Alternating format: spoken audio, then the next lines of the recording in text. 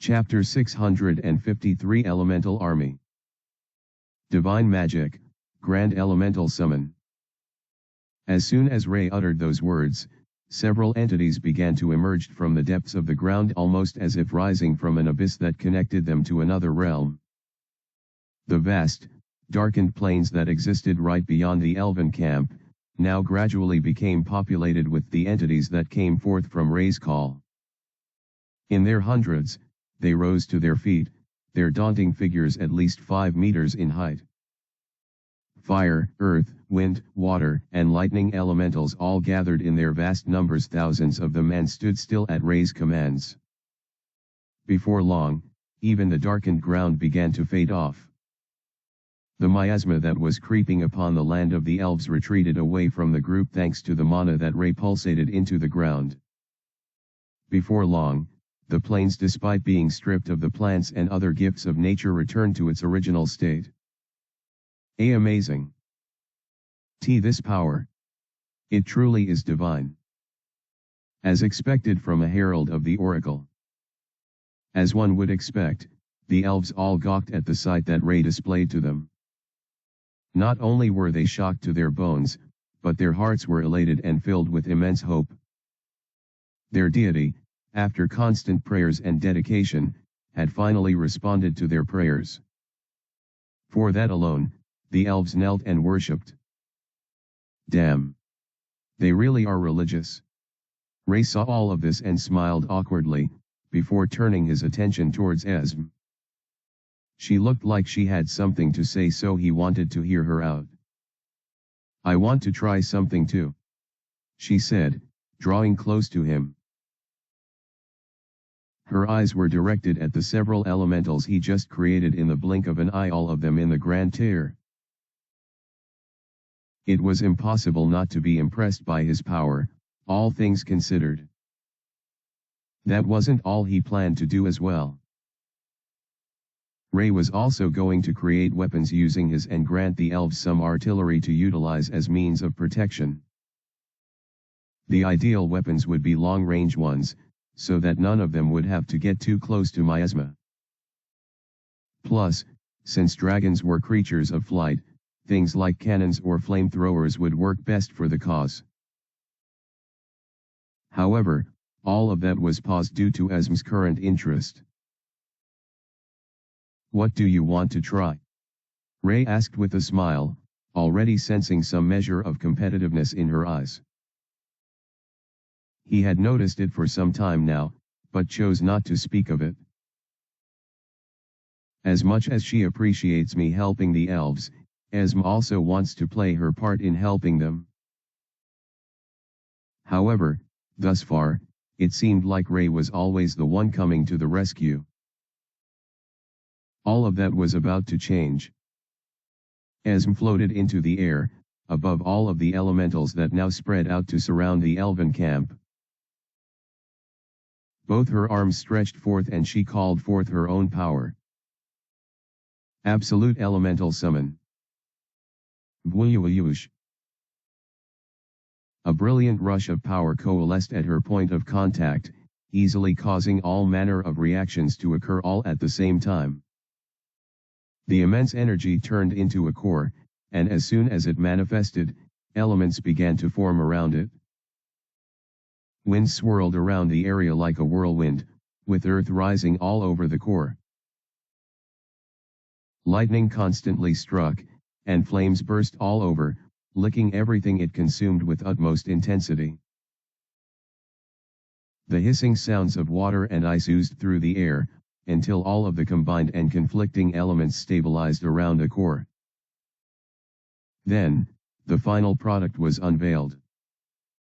Hue. Esme finally exhaled as she concluded the process, her glowing blue eyes staring straight for the entity she had just created with practically all of her usable mana. Supreme General. Absolute Elemental. The thing that floated before her was an amalgamation of all the elements.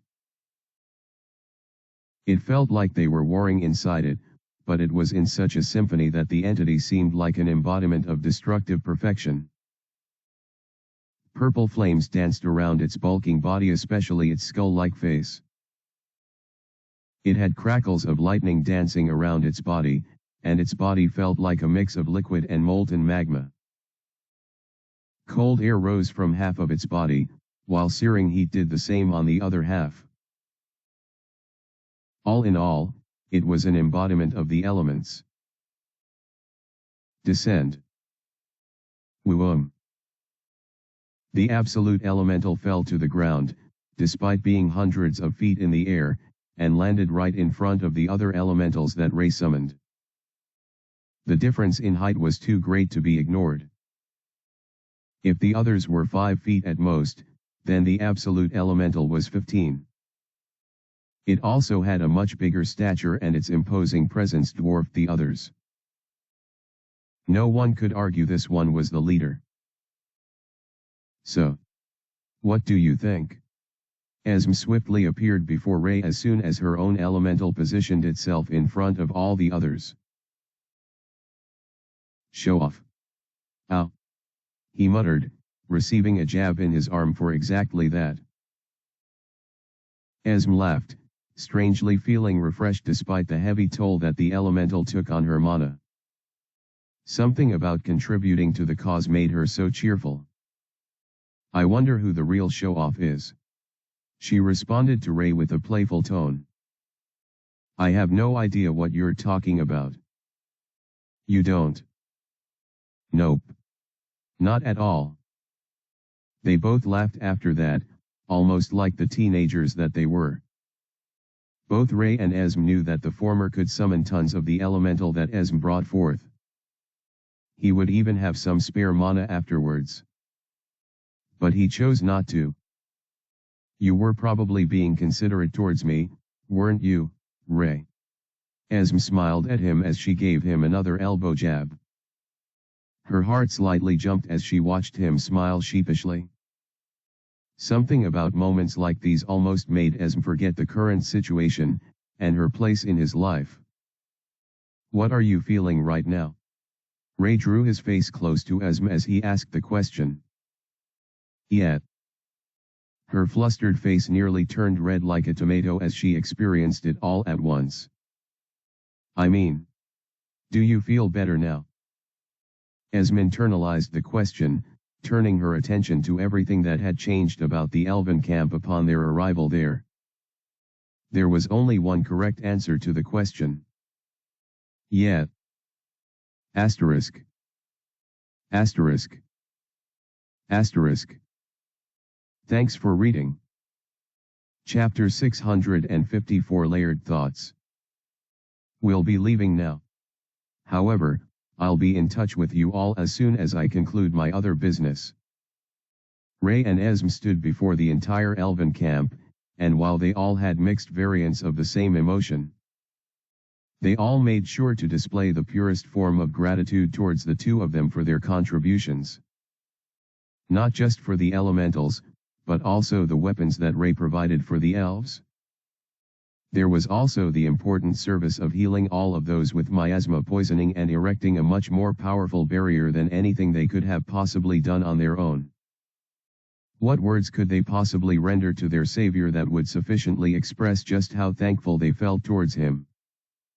It was impossible for the elves. We will expect your return, Ray. I will expect it. Farrelly bowed her head as she smiled at Ray with those strange eyes that he found a bit awkward. Yeah. Sure.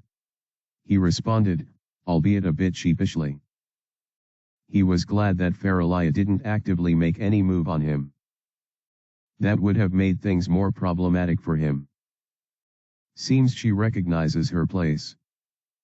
That's good. You don't have to die for your cause. If the enemy seems too much for you to handle, there's no shame in retreating and fighting another day for the sake of the youngs. All of the elves nodded in allegiance to Ray and his words, and never before had he felt prouder of the race. They actually listened to common sense for once. Welp. Bye. Drawing Esme close to himself, Ray prepared to teleport. As he did so, however, he caught a glimpse of all the elves bowing their heads and thanking him with all their might. "Thank you so much, Lord Ray." The feeling he got at that point caused him to smile a little. Not bad. Not bad at all. His thoughts trailed as his spatial magic finally kicked in and he vanished completely from their sight. "I understand it all, Ray." As Faralia gazed longingly into the sky, a brilliant smile formed on her face as tears streamed down her eyes. "I am not the one you desire. And though my heart shall forever long for you, I will never find solace in the warmth of your gaze." Was this her punishment for leading so many of her sisters to their death?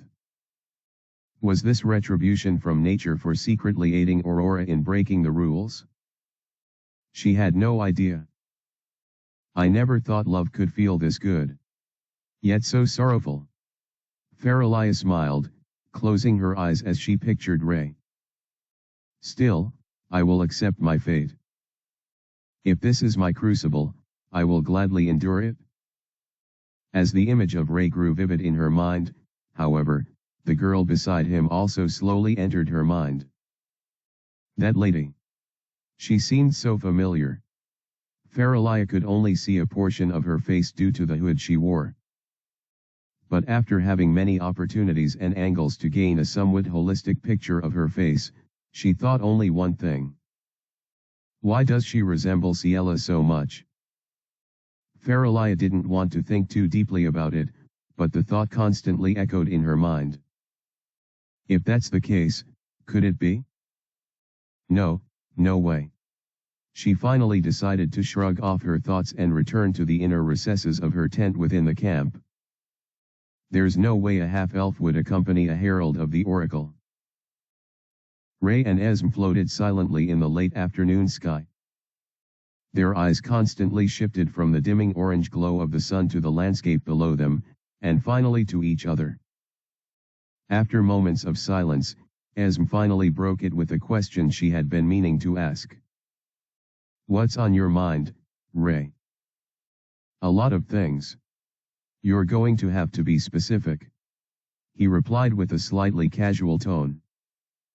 It was clear that he constantly thought about a lot of things, though only facets ended up being brought to the surface. For example, throughout his stay with the elves, he was communicating with Emil. Yet, it never really showed in his demeanor. Ever since he attained an elevated state, Ray found it easier to fragment his thoughts into layers, so only a fraction of it rose to the surface. I'm talking about the situation with the elves? And the miasma. All of that. For a moment, Ray refrained from speaking. He just floated with Esm for a few seconds, almost as if deciding to share his thoughts with her or not. He eventually opened the lips, evidently opting for the former. "This whole thing reeks of Adrian," he began, a slight frown forming on his face. "I don't want to make any assumptions this time, so I'll have to confirm things first." But what? Nothing. Perhaps it's just my intuition or something." This time it was Esm's turn to be silent. Ray sighed a little as he continued. "I considered leaving Emil in their camp, but the possibility of Adrian being involved makes me not want to take that risk." He planned to simply wait things out and observe through his summoned elementals. "I already cast observation and recording magic around the area, so I can get footage of the situation whenever I desire." Ray already knew he had to have a fundamental idea of what he was dealing with before taking any direct steps forward. If Adrian is really involved, this whole thing just got a lot complicated. As always, he had no idea what his motives could be, but Ray didn't want to get caught up in anything. "Since the elves have pretty much become my assets at this point, it's unavoidable that I'm involved. All of this is only secondary, though. For now, Ray only had one real goal. I have to bring Esm to the Oracle." "That's actually a smart move, Ray." I actually wanted to stay back, to help them more and all. She finally confessed, surprising Ray, considering the kind of thoughts he was just having before she spoke up. I didn't expect her to be so upfront about her feelings so quickly. Even though they're racist towards me, and treat me horribly, I still want to help them no matter what. It's crazy, right? No, it's not. Ray shook his head. You're just a good person, Asm. A good person who desired some form of validation from her own people. As much as I understand that, however, Ray slowly began to prepare his heart as he took in a deep breath. We need to focus on the mission for now. As soon as Esm heard this, she nodded and quickly shook off whatever emotion that was slowly rising within her. Yeah, you're right. She spoke up with determination. So tell me, how did your meeting with the Oracle go? Something tells me it didn't go so well. Ray sighed, causing Esm to get even more curious. What? She didn't even speak to you at all. No, she did, but... Ray thought really hard about how to word what happened to Esm, and even considered whether or not to share his own worries about it to her. However, after deliberate considerations, he simply chose to be honest with her. The Oracle wants to see you. Asterisk. Asterisk. Thanks for reading. The time has come. Finally. For real this time. Also, I hope you enjoyed this mini mass release. Thanks so much for supporting me. Chapter 655 Linked Connection. How strange. After hearing all of Ray's detailed narration of everything that happened in the shrine, those words naturally proceeded from Esm's lips. Right? I thought about it for so long, but it still makes no sense to me. Yeah. Esm mumbled. Why would they request for me specifically? I'm the hated half-elf vermin, after all. Well, I think. Guess we'll find out once I ask them. She interrupted Ray, snapping her fingers once she made her choice. Wait, Esm. It's actually dangerous too. I know what's going on in your mind. It's possible that they want to execute me or something. However, all of this lies in conjecture. Are you really willing to throw away all your efforts thus far for just that? Ray had a rather conflicted expression on his face. He wanted to open his lips to say maybe, but something stopped him from speaking out loud. Esm smiled as soon as she saw this, shrugging a little nonchalantly. It's fine, Ray. I also have many questions I want to ask this Oracle person, so it's a win-win for both of us. It almost seemed like Esm was the one trying to convince Ray to go at this point. The latter understood why she was doing it, and instantly realized that being more difficult would only be an insult to her resolve. Thanks, Esm. Really? I believe I owe you even more thanks. She beamed with a smile. I guess I really was relevant to this whole adventure, after all. Ray laughed upon hearing this. Yeah, I guess I'll have to thank Ader later. He always has such good sense on matters like this. Yup. You should. Do you think he predicted that this would happen? No way. The two continued in this good spirit as they increased their pace, their attention fixed on the path ahead that led to their goal. The Elven Shrine. The Elven Shrine was deserted at the point when Ray and Esm arrived, much to their relief. There was no need for any kinds of formality, so they both simply sped into the outer court and landed on the hallowed grounds. You ready? Ray turned to Esm, who had already done away with her hood and was wearing her usual white robe and the rest of her gear. Yup. As soon as she said this, they were transported to the inner sanctum by Ray's skill. The statue stood in its usual position, and the general ambience remained the same, solemn, calm, and silent. But, all of that was soon shattered. Erg! Esme let out a sharp cry as she fell to the ground, clutching her head the second she entered the sanctum. Esme! Ray instantly rushed to her side, holding her tight before she fell to her knees. Her expression depicted something akin to pain, but it was more as though she was overwhelmed by something strong. "What's happening to you? Can you say something?" Esme couldn't speak coherent words. She just kept groaning as her body slightly convulsed.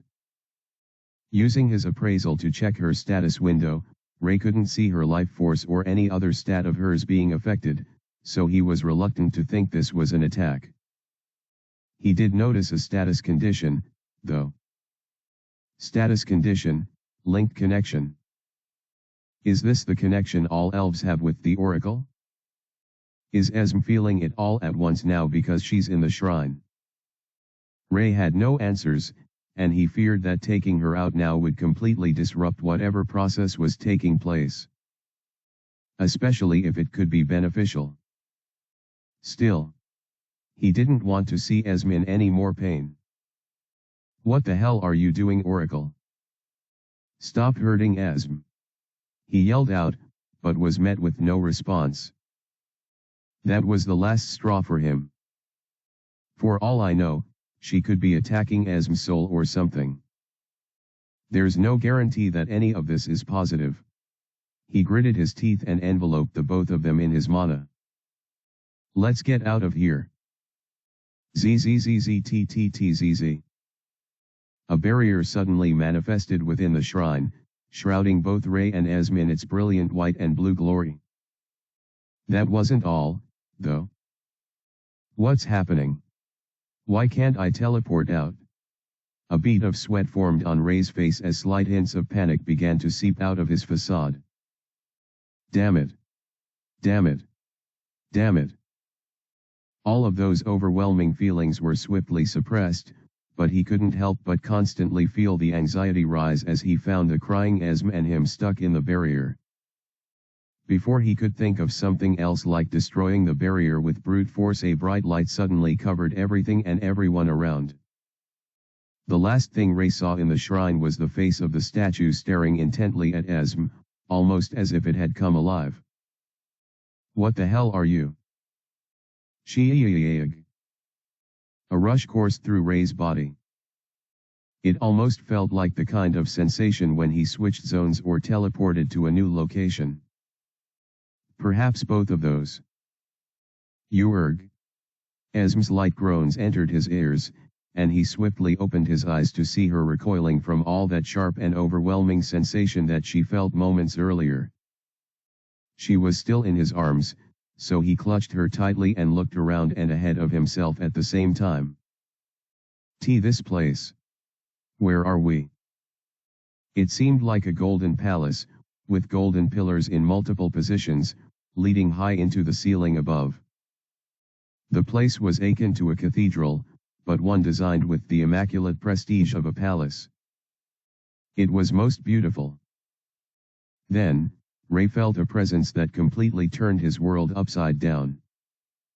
His perception blurred, and he felt weakness seep through his body as soon as the scent trickled into his nose. Goosebumps began to manifest all over his body as the figure manifested right in front of him. In the form of a woman clad in the most pristine robe. "You really are not the hero," the woman whispered with her soft, melodious voice as she cast her icy blue gaze on Ray. "How strange. Asterisk. Asterisk. Asterisk. Thanks for reading. We finally meet the Oracle. I wonder how this whole exchange will play out." Chapter 656, The Oracle. She was perfect. Her hair was pure white, whiter than snow. She had sparkling blue eyes, more precious than any gem that ever existed. A light veil stood firm on her face, decorated by jewels that glittered with gold and blue. Her white robe was also complemented with golden decors and jewels that were reminiscent of the deep blue sea. Her long ears stuck out of her veil and hair, and her cute, cold, silent, and calm beauty made everything around her blur in comparison. The world around her was a golden cathedral-like palace, with candle lights and sacred lightings giving everything a luster of mysterious sanctity. Still, none was more mysterious or sanctified than she was. As her gaze connected to Ray, he felt an electrifying sensation course through his whole body. Never in all his life had he met a more beautiful woman, and he doubted he would ever be able to. Her whole identity was carved from perfection itself. No, she was perfection. Her scent was the strongest, and it was also the sweetest. None came close, not by a long shot. Ray found himself nearly losing himself in all of it, but managed to retain his sanity and complete consciousness as he stared at her in silence. This is the oracle. He swallowed his saliva, feeling his heart race as he held Esme tightly to himself. Ever since he laid eyes on her, he already recognized something.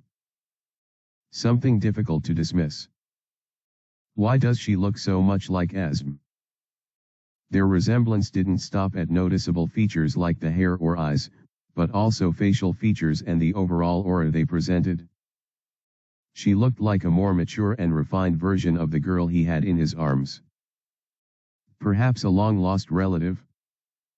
A big sister? A cousin? A mother? No. Maybe not.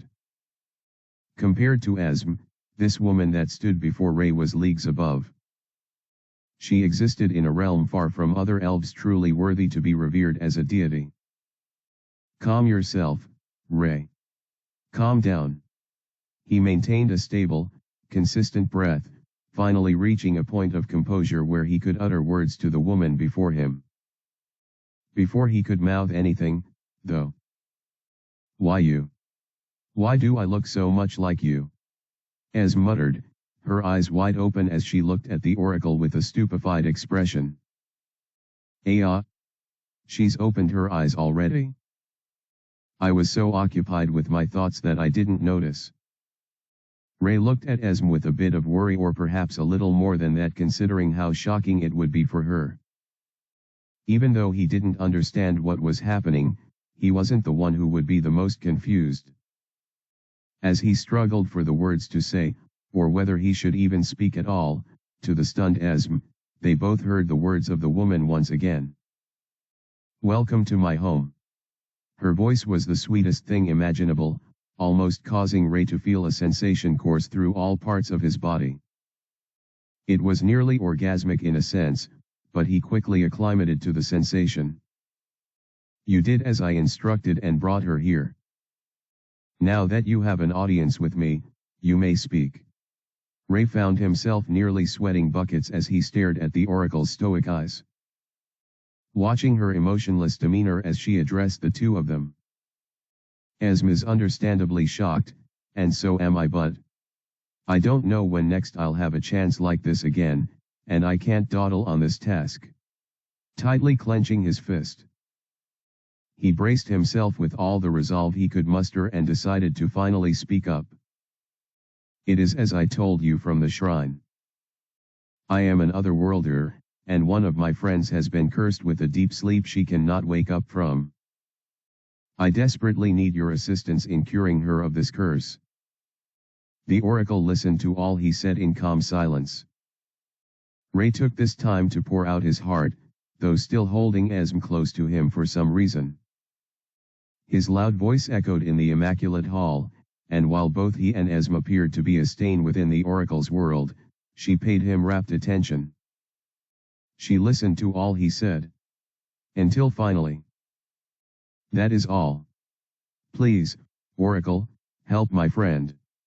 Ray concluded his words, even going as far as finally letting go of Esme and bowing before the deity that stood in front of him.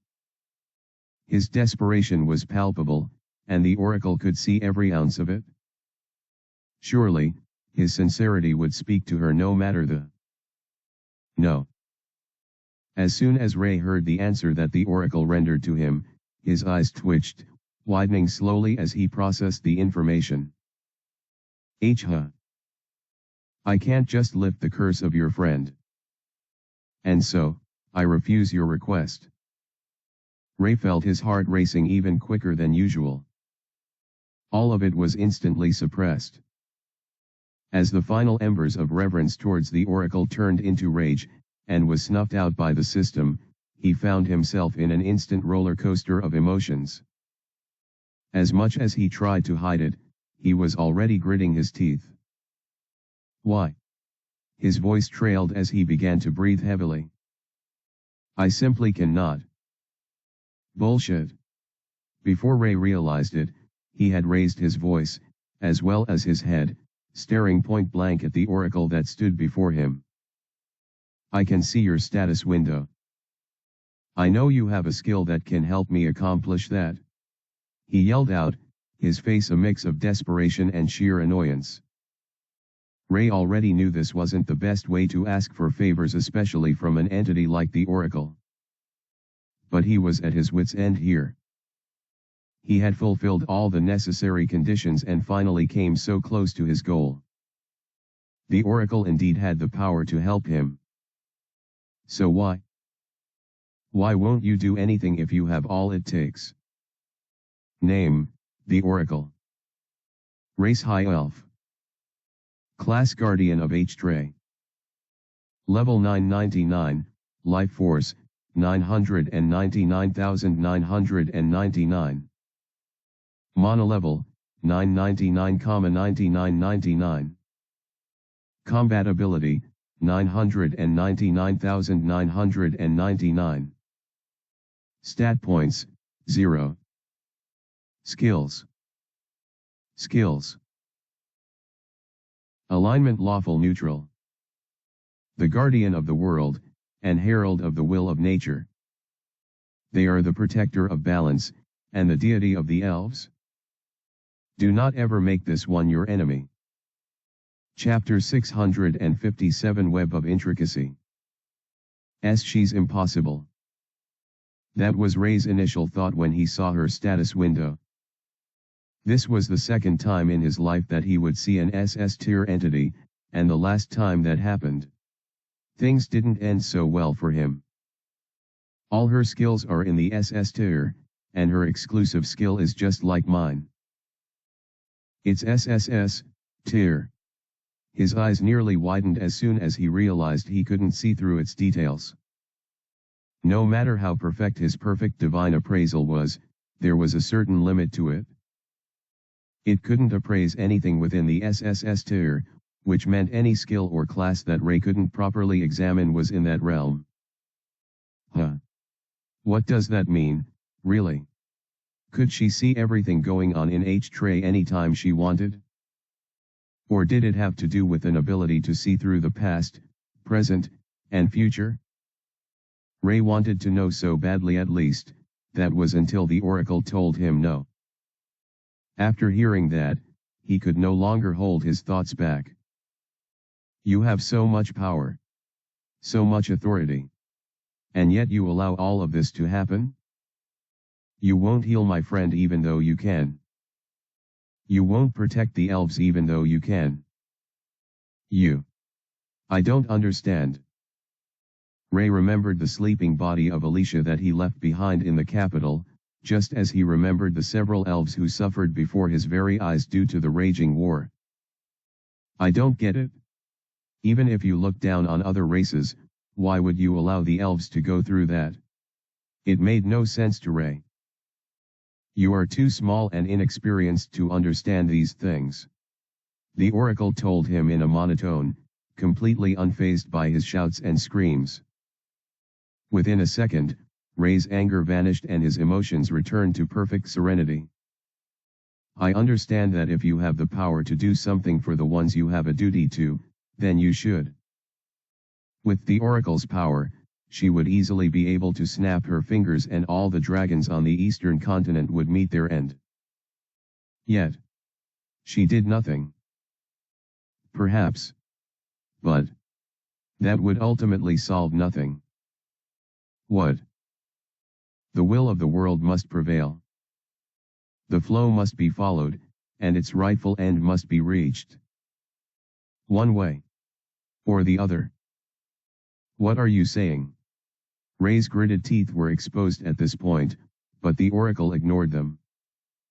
The mere fact that I possess this power does not provide me the obligation to use it as I see fit. It ultimately solves nothing. How? I think it solves plenty. Do you want this world to be destroyed, Ray Schuyler? As soon as the oracle said those words, Ray shivered slightly. She knows my name.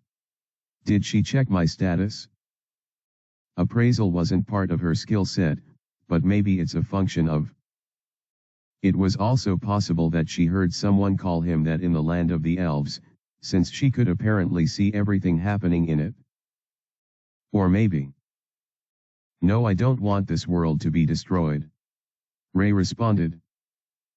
Then pay rapt attention. If I interfere, then the Dragon Emperor will interfere, and that will ultimately lead to the destruction of this world as you know it.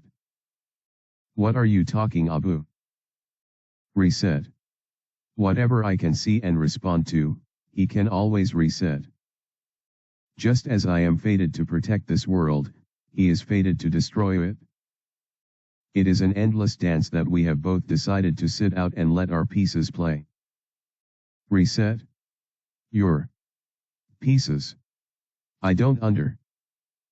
You are one of my pieces, Ray Schuyler. You will fight for the salvation of this world, and you will ultimately fail. What? The hero is the one who was meant to come here. But you are not the hero, and this isn't yet the right time. Adieu. This dance is forever. It keeps going on and on. A never-ending spiral, a web of intricacy. I can do as much to stop it as you can. Do you understand? That's what I've been trying to answer. I don't understand. Ray responded with sheer frustration. All of those emotions simmered down quickly too. You will ultimately fail, Ray Schuyler. You won't be able to save this world, just as you won't be able to save your friend. No, what the hell are you saying? Did you see the future or something?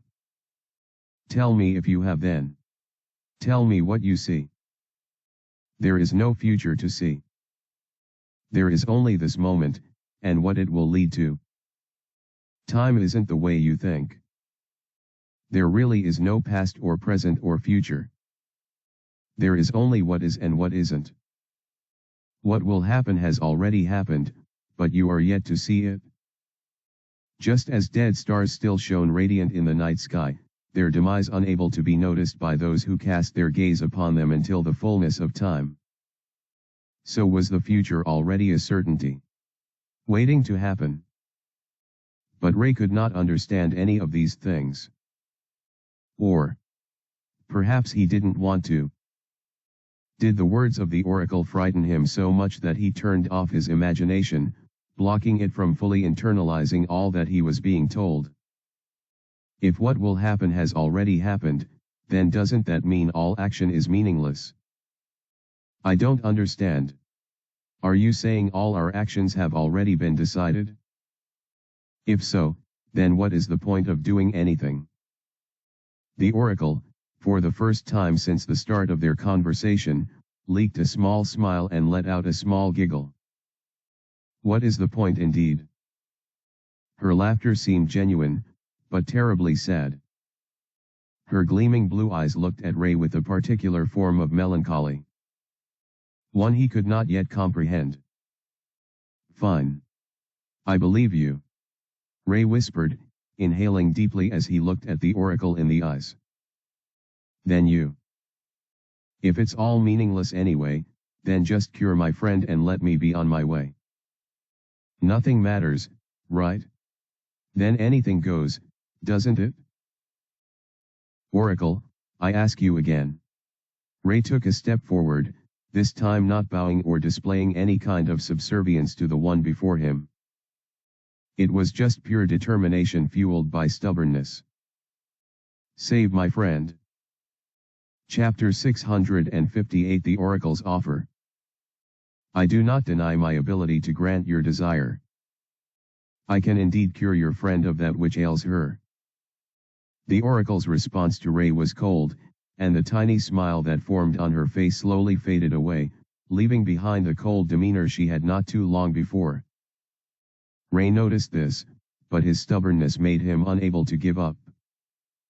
Then, however, just because I can do something doesn't mean I should, the oracle said in a rather detached tone. If you are so desperate for my assistance, then perhaps I can propose some sort of arrangement, a trade of sorts. Ray raised his eyebrows a little, but his suspicions didn't stop him from jumping on the opportunity as soon as he heard what was being said. What trade? I will require a sacrifice from you in order to fulfill your request. I wonder if you possess sufficient resolve for that. Sacrifice. Ray was beginning to have bad feelings about what he was hearing. Still, he had come too far to turn back at this point. And so, as he swallowed and readied himself for whatever the oracle would tell him, he asked the question. What sacrifice? Her hand moved slowly, and she pointed her finger in a particular direction towards the girl that stood behind him. The half-elf girl. Hand her over, and I will cure your friend. Huh. Somehow, Ray had already expected this outcome. His surprise now was more fabricated than genuine when considering how obvious the oracle's interests were from the start. It was clear that Esme and the woman before him shared some connection. The oracle's desire to have her further proved the point. But why? What was the connection? Why do you want Esme? Ray asked, his voice trembling slightly. Is there nothing else you desire? That is none of your business, Ray Schuyler. He already knew she would respond in such a way, yet he asked the question. At this point, he could no longer stall for time or try to push the issue in any other direction. He had reached an eventual deadlock after prolonging the inevitable for so long. Think about it, Ray Schuyler. I am more than willing and able to offer you what you desire. Is that not why you came to this land? All you have to do is hand her over, and I will grant your wish. Ray stared hard at the oracle, allowing the tension he felt to permeate the room for a moment. The choice presented to him was evidently too difficult. If he gave up Esme, then he would have Alicia, and perhaps obtain a skill that would remove his need of the oracle forever. But, if he chose Esme, nothing would change about his current circumstances. The choice. Was it that difficult? It wasn't for Ray. The answer was already obvious to him. He just needed enough time to think about the follow-up before responding with the only reply he could possibly give. I refuse. Oh? Having a change of heart? Perhaps you are not as desperate as I imagined. As she said this, Ray resorted to an option he prayed would work. Removing all his spatial layers, he released his full scent into the area. So far, it had worked on all the elves, helping him solve certain problems that would take forever to accomplish.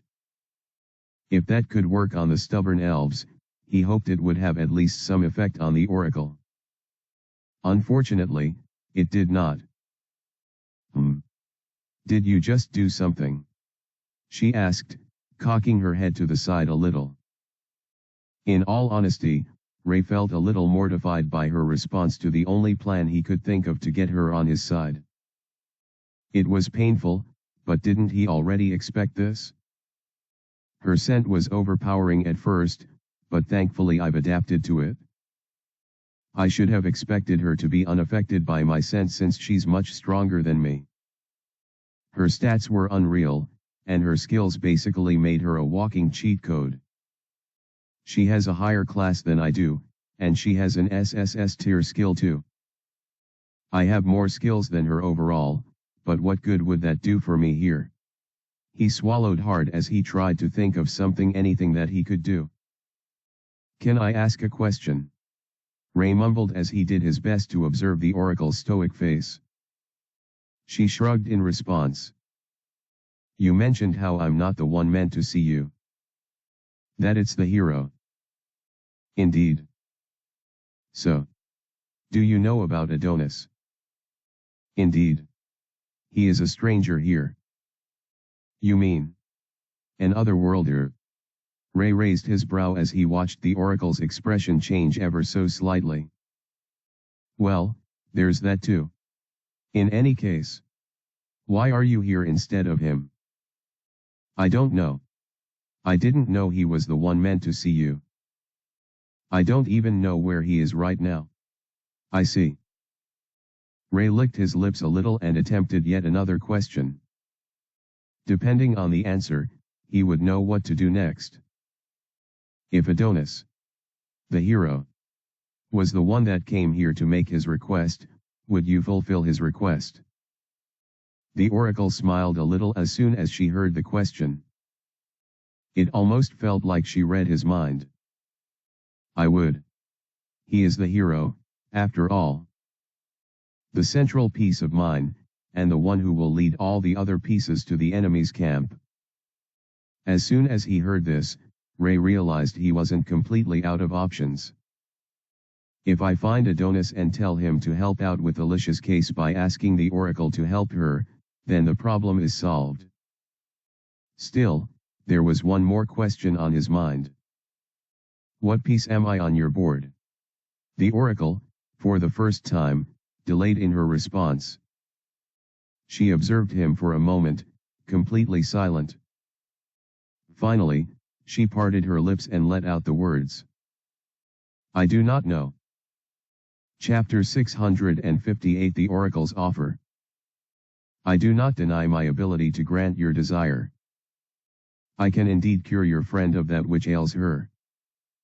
The oracle's response to Ray was cold, and the tiny smile that formed on her face slowly faded away, leaving behind the cold demeanor she had not too long before. Ray noticed this, but his stubbornness made him unable to give up. Then. However, just because I can do something doesn't mean I should. The oracle said in a rather detached tone. If you are so desperate for my assistance, then perhaps I can propose some sort of arrangement, a trade of sorts. Ray raised his eyebrows a little, but his suspicions didn't stop him from jumping on the opportunity as soon as he heard what was being said. What trade? I will require a sacrifice from you in order to fulfill your request. I wonder if you possess sufficient resolve for that. Sacrifice. Ray was beginning to have bad feelings about what he was hearing. Still, he had come too far to turn back at this point. And so, as he swallowed and readied himself for whatever the oracle would tell him, he asked the question. What sacrifice? Her hand moved slowly, and she pointed her finger in a particular direction towards the girl that stood behind him. The half-elf girl. Hand her over, and I will cure your friend. Huh. Somehow, Ray had already expected this outcome. His surprise now was more fabricated than genuine when considering how obvious the oracle's interests were from the start. It was clear that Esme and the woman before him shared some connection. The oracle's desire to have her further proved the point. But why? What was the connection? Why do you want Esme? Ray asked, his voice trembling slightly. Is there nothing else you desire? That is none of your business, Ray Schuyler. He already knew she would respond in such a way, yet he asked the question. At this point, he could no longer stall for time or try to push the issue in any other direction. He had reached an eventual deadlock after prolonging the inevitable for so long. I think about it, Ray Schuyler. I am more than willing and able to offer you what you desire. Is that not why you came to this land? All you have to do is hand her over, and I will grant your wish. Ray stared hard at the oracle, allowing the tension he felt to permeate the room for a moment. The choice presented to him was evidently too difficult. If he gave up Esm, then he would have Alicia, and perhaps obtain a skill that would remove his need of the oracle forever. But, if he chose Esm, nothing would change about his current circumstances. The choice. Was it that difficult? It wasn't for Ray. The answer was already obvious to him. He just needed enough time to think about the follow-up before responding with the only reply he could possibly give. I refuse. Oh? Having a change of heart? Perhaps you are not as desperate as I imagined. As she said this, Ray resorted to an option he prayed would work. Removing all his spatial layers, he released his full scent into the area. So far, it had worked on all the elves, helping him solve certain problems that would take forever to accomplish. If that could work on the stubborn elves, he hoped it would have at least some effect on the oracle. Unfortunately, it did not. Did you just do something? She asked, cocking her head to the side a little. In all honesty, Ray felt a little mortified by her response to the only plan he could think of to get her on his side. It was painful, but didn't he already expect this? Her scent was overpowering at first, but thankfully I've adapted to it. I should have expected her to be unaffected by my scent since she's much stronger than me. Her stats were unreal, and her skills basically made her a walking cheat code. She has a higher class than I do, and she has an SSS tier skill too. I have more skills than her overall, but what good would that do for me here? He swallowed hard as he tried to think of anything that he could do. Can I ask a question? Ray mumbled as he did his best to observe the oracle's stoic face. She shrugged in response. You mentioned how I'm not the one meant to see you. That it's the hero. Indeed. So. Do you know about Adonis? Indeed. He is a stranger here. You mean? An otherworlder? Ray raised his brow as he watched the oracle's expression change ever so slightly. Well, there's that too. In any case. Why are you here instead of him? I don't know. I didn't know he was the one meant to see you. I don't even know where he is right now. I see. Ray licked his lips a little and attempted yet another question. Depending on the answer, he would know what to do next. If Adonis, the hero, was the one that came here to make his request, would you fulfill his request? The oracle smiled a little as soon as she heard the question. It almost felt like she read his mind. I would. He is the hero, after all. The central piece of mine, and the one who will lead all the other pieces to the enemy's camp. As soon as he heard this, Ray realized he wasn't completely out of options. If I find Adonis and tell him to help out with Alicia's case by asking the oracle to help her, then the problem is solved. Still, there was one more question on his mind. What piece am I on your board? The oracle, for the first time, delayed in her response. She observed him for a moment, completely silent. Finally, she parted her lips and let out the words. I do not know. Chapter 660 Purity. Your mother, Ciela, became impure for the role of oracle the moment she took those lives and became impure. The oracle told the story in a rather detached tone. While there were hints of sadness here and there, it seemed to stem more out of frustration rather than pity towards the elf of discussion. My mother was. I still can't believe this. Esm's whispers were stifled.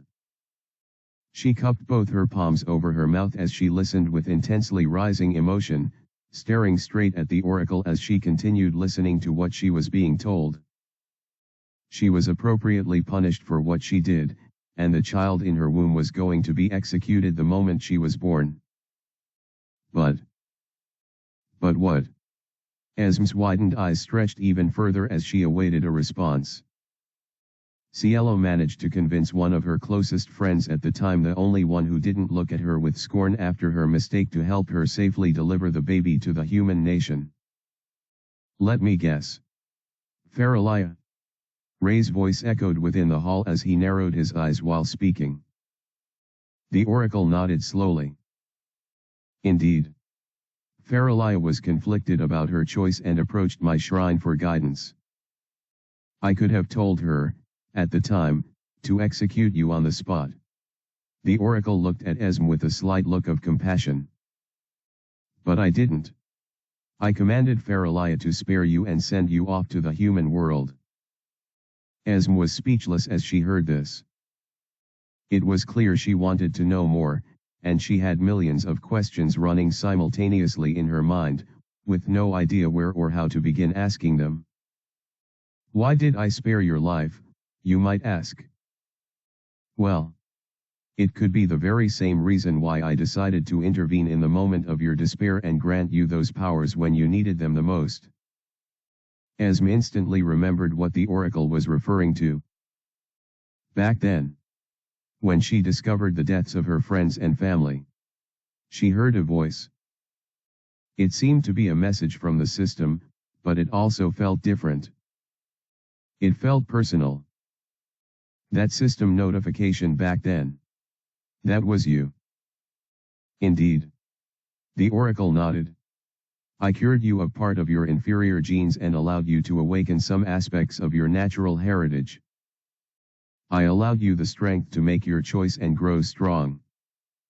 If that was indeed the case, then it had certain implications, the most important one being what the oracle went on to state. I have been watching you for your whole life, Esm. I did not interfere with your life, just as I do not with your sister's, but I have keenly observed you all this time. The oracle smiled. Her smile this time was so captivating and motherly that even Ray felt his heart tremble and race as he observed the whole exchange. It was thanks to his assistance that you were able to return here to your home, which is why I decided to have an audience with him despite not being the hero. No offense, Ray Skylar. I understand. Ray's irrelevance had been emphasized time and time again by the oracle, that he was pretty much used to it despite not really understanding how that could be the case. He was the most powerful otherworlder at the moment, and he had to be most instrumental in taking down the Dragon Emperor. He was humanity's biggest shot. Yet, to the oracle, he wasn't even a piece on her table at all. It seems the most important person in this story is Esm. Adonis plays a major part too, it seems. Despite having so much power, Ray had never felt so much like an extra as he did in this particular moment. But, that didn't mean he didn't have thoughts. Esm has killed people, you know. Ray finally blurted out his thoughts, elucidating yet another implication of the oracle's choice to aid Esm. As grateful as Ray was for her assistance, it opened some holes in her story.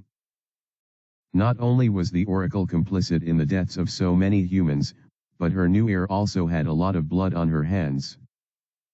Also, Esm is a half-elf, isn't she? Doesn't that make her impure by your standards? Ah, no offense, Esm. Ray swiftly turned to her as he uttered those words. And no, I was just thinking of that too. She raised both her hands in protest of his apology.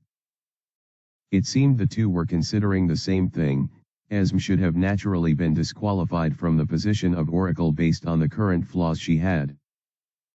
But those sins you committed can be blamed on the human aspect of yourself. It is why I allowed you to go ahead, as you still had taints yet to be removed. Ray said nothing, but he made a silent observation about how racist the oracle was being towards humans. It's no wonder the elves are this messed up.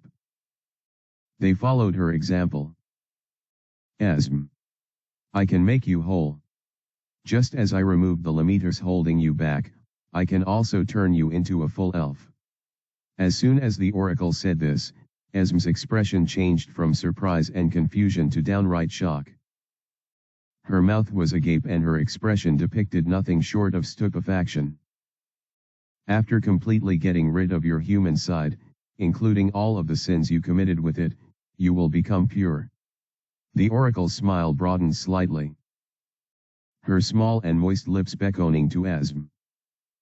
Once that happens, you will undergo the process of becoming my heir.